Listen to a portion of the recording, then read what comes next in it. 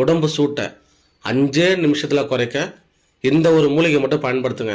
எனக்கு உடம்புலாம் சூடாக இருக்குது, யூரின் போனால் எரிச்சலாக இருக்குது, யூரின் போகும்போது ட்ராப்பாக போகுது, நான் ஒரு நாளைக்கு 4 லிட்டர் தண்ணி குடிக்கிறேன், 5 லிட்டர் தண்ணி குடிக்கிறேன், அப்படி குடிச்சுமே எனக்கு உடம்பு சூடு குறைய மாட்டிருக்கு, தலைலாம் ரொம்ப சூடாக இருக்குது, கண்ணுலாம் எரிச்சலாக இருக்குது, என்னால் தூங்கவே முடியல அப்படின்னு சொல்கிறவங்க 5 நிமிஷத்தில் உடம்பை சூட்டை குறைக்கக்கூடிய அருமையான மூலிகை பற்றி சொல்ல போகிறேன்.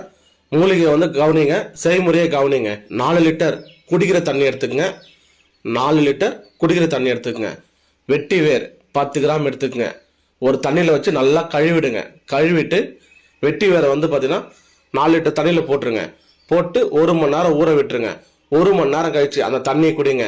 அந்த தண்ணி குடிக்கும் போது உங்களுக்கு உடம்பு சூடு குறைஞ்சிரும், உடம்பு குளிர்ச்சியாக இருக்கும், சிறுநீர் நல்லா போகும், சிறுநீர் எரிச்சல் இருக்காது, நாக்கு வறட்சி இருக்காது, தண்ணி தாகம் அடங்கிடும்.